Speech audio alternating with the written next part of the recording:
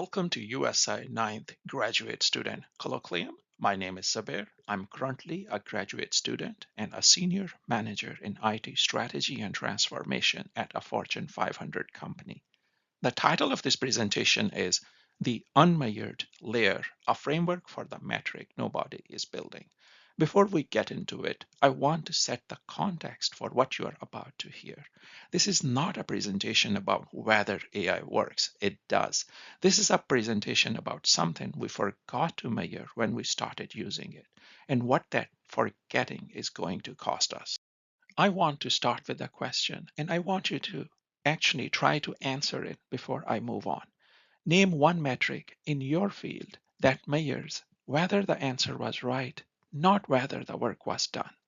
Most of us can name metric for speed, volume, completion, compliance, but here's what's changed. When work is increasingly AI assisted, an answer can be produced quickly, accepted confidently, and still be wrong.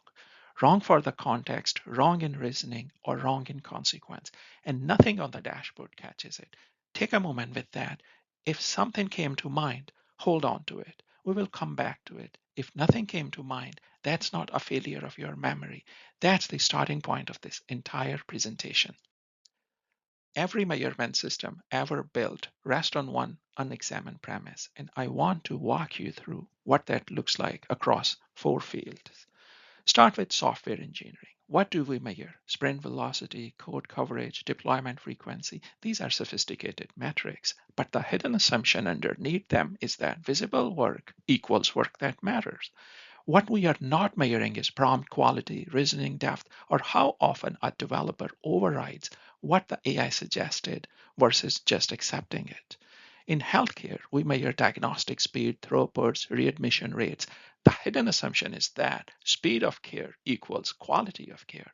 But what we are not measuring is whether clinical judgment is actually being applied to AI generated recommendation, or whether clinicians are just agreeing with the machine. In law, we measure case throughput, billable hours, settlement rates. The assumption is that work completed equals work verified. We are not measuring is the rigor of AI assisted legal review was done. When AI draft a brief, did anyone actually check for citations, or did they just trust the output because it looked authoritative? In education, similarly, we measure completion rates, grades, assignment scores. The assumption is more output equals more learning. What's not measured is whether the student understood the material or whether they just accepted whatever the AI gave them and submitted it. Here is a pattern. In every one of these fields, the worker was always the unit of measurement. The metric was designed around what a human produces. Nobody wrote that assumption down. And now the worker is partly a machine. That assumption is breaking silently. AI did not change how fast work gets done. That's the story most people tell, but it's the wrong story. What AI changed is what the worker even means. The metric was built for the worker. Primary human contribution is no longer first draft production. The worker is now partly a machine, the human sitting above that machine, the person reviewing the output, deciding whether to accept it, figuring out whether it fits the situation. That person is doing something entirely different from what the original metric was designed to capture. And here is the problem. We have no instrument for it. We do not measure the quality of the question someone asks the AI. We do not measure whether someone caught a subtle error in what the AI returned. We do not measure whether the human added judgment or just added a signature. That is the unmeasured layer. And the rest of this presentation is about why it matters and what a framework for it could look like. Let these three numbers sit for a moment. $2.5 trillion. That is what Gartner projects the world will spend on AI this year. That's not experimentation money. This is an industry level, economy level commitment to the machine layer. Now look at the middle number, approximately 6%. McKinsey surveyed nearly 2,000 organizations for their 2025 State of AI report. Out of all of them, only about 6% qualify as what McKinsey calls AI high performers. Organizations where more than 5% of their earning before interest and taxes is actually attributable to AI, only 6% are high performers. Everyone else is either below that threshold or cannot connect enterprise level financial results to their AI investments at all. And the third number, 47%, nearly half, already experienced a negative consequence from generative AI, not a hypothetical, an actual event where the AI produced something wrong, something harmful, or something that created a problem someone had to clean up. To put those numbers in context, 78% of organizations now use AI in at least one function, near universal adoption, but only a third are scaling it. Two-thirds are stuck in pilot mode, or the spending is everywhere. The measurement is not. Trillions flowing into machine layer, single digits getting measurable value back, and half of everyone dealing with accuracy failure. This is not a technology gap, it's a measurement gap. Now I want to zoom out because this blind spot is not new. It is 120 years old. AI just made it visible. Look at your left in this chart. The green line represents the growing sophistication of our measurement system. The orange line represents how much of that measurement actually covers human judgment. That's the quality of the decision. You can see the gap. Let me walk you through milestones on the right. Start in 1910s. Taylorism, and no, not Taylor Swift, though the fan base for scientific management is much smaller. It's Frederick Taylor. He introduced scientific management, units per hour, motions per task, revolutionary at the time, but Taylor never asked whether the worker's judgment was correct. He assumed if the process was followed, the output was right. Move to 1990s. Kaplan and Norton introduced the balanced scorecard. Four perspective: financial, customer, internal process, learning and growth. A major advancement, but look at how the learning perspective was measured.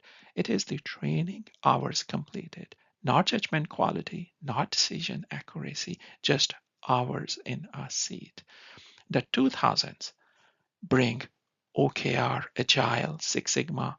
Goal alignment gets more precise, defect reduction becomes measurable, but still no instrument for whether the decision driving those goals were sound. We measured alignment, we did not measure discernment. And then 2014 onward, Dora and space are the most sophisticated engineering metric ever built. Deployment frequency, lead time, change failure rate. Space even added well-being and satisfaction, and they have zero coverage for prompt quality, overwrite rate, or whether anyone questioned what the AI produced before shipping it. That is the gap you see on this chart. The green line keep climbing. The orange line stays flat. We kept building better instruments for the machine. We stopped building instruments for the mind. So what would it look like if we actually try to measure the unmeasured layer? This is a proposed framework, not a finished product, but a starting architecture for the metric nobody is building. The left side shows three layers at the top: organizational decisions. These are already measured. We track outcomes, ROIs, performance. At the bottom, AI output also measured. We track speed, volume, accuracy scores. The middle layer, the human judgment applied to AI output, is where the measurement gap lives. That is the unmeasured layer. On the right side, I'm proposing three dimensions for that middle layer. The first is interrogation quality. The question it asks is simple: does the human meaningfully challenge the AI output, or do they just accept it? This matters because 35 peer-reviewed studies published in Springer Meta-Analysis in AI and Society confirms that automation bias is dominant pattern in human AI collaboration. When an AI gives you an answer, the default human behavior is to accept it. The research shows that dominant expertise is the strongest protection against that bias. So interrogation quality is not a nice to have, it's the front line. The second dimension is contextual accuracy. The AI might give you a correct answer, but does it fit the situation? Can the human identify when the AI output applies versus when it does not? A systemic review of 14 studies conducted by Microsoft researchers in 2024 found that AI chatbots frequently reduced students' critical thinking and reasoning skills. This indicates to me that contextual judgment is not just being unmeasured, it's being atrophied. People are losing the muscle for it. The third dimension, failure attribution. When something goes wrong, can the organization tell whether the human failed or the machine failed? This is not a theoretical concern. AI hallucination cases in US courts have gone from roughly 2 per week to 2 or 3 per day, and the sanctions are now hitting both the filers and the opposing counsels who fail to detect the errors.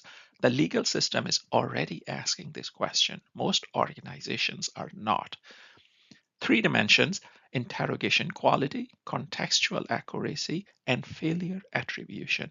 None of them appear on any dashboard I have seen. All of them are measurable. None of them are being measured.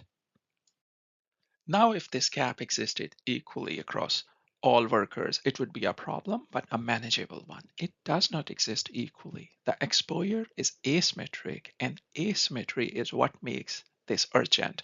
On the left side of this slide, senior professionals, people who have built their domain expertise before AI existed, they can catch errors because they have seen the problems before. They know what a wrong answer looks like because they have produced wrong answers themselves and learned from it. Their judgment was calibrated by decades of feedback loops, mentors, failure connections, hard experiences. The automation bias research confirms this. Domain expertise is the strongest protection against blindly trusting the machine. On the right side of this slide, early career professionals and students, they are learning in an AI assisted environment from day one. They may never encounter the raw problem the AI solved for them. They have no baseline to recognize what's missing because they never saw the work without AI. Their judgment is going uncalibrated, and the critical part is it's happening invisibly. Nobody is flagging it. No metric is tracking it. The numbers underneath make this concrete. Early level job postings have dropped 35% since the launch of ChatGPT, and across 14 separate studies, AI chatbot use was associated with reduced critical thinking. So here is what this means. A generation is becoming technically fluent with AI. They can prompt, they can iterate, they can produce polished output quickly, and they are quietly losing the ability to know when the AI is wrong. That is a human capital risk, and it's showing up on no Cron dashboard. The senior professionals are protected for now, but they can retire, they leave, and when they do, the institutional judgment they carry walks out the door with them. If they haven't built a way to measure and develop that judgment in the next generation, we will have a workforce that is fast, fluent, and unable to catch its own mistakes. At the start of this presentation, I ask you to name one metric in your field that measures whether the answer was right. If you couldn't, and most people cannot, I want you to understand something. That is not a gap in your knowledge. That is a gap in your field. Our measurement system were built for completion, not judgment, and it has been there for 120 years. Taylor did not measure it. Kaplan and Norton did not measure it. OKR do not measure it. Dora doesn't measure it. For most of that history, we could work around it. The human was the worker, and the worker's judgment, however imperfect, was baked into the output. We could not separate the two. The measurement of work was imperfectly a proxy for the measurement of judgment. AI broke that proxy. The machine now produces the output. Humans' role is judgment, interrogation, context failure detection, and we have no metric for any of it. AI just made it impossible to work around. I want to close with three questions. These are not rhetorical. These are the questions I would challenge you to bring back to your own organization, your own field, your own practice. One, when your team accepted the AI's output, did anyone interrogate it? Not glanced at it, not skim it, interrogate it, push back, ask whether the reasoning holds, ask what it missed. Two, when the AI answer fit the context, did anyone verify the fit or just the answer? Because a correct answer in the wrong context is still a failure. And that distinction is invisible to every metric currently in use. Question three, when something went wrong, can you tell whether the human or the machine failed? Because if you cannot make that attribution, you cannot fix the right thing. You will retain the model when you should have retained the person, or you will blame the person when the model was the problem. These are the metrics nobody is building, and now you know why they should be. Thank you for your time and attention. My name is Sabir. This has been the Unmeasured Layer, presented at the 9th Graduate Student Colloquium. I welcome your questions, your pushback, your own examples of this gap, because if this framework is going to work, it won't be built by one person. It will be built by the people in rooms like this one, or people listening to it, who are willing to measure what nobody told them to measure. Thank you.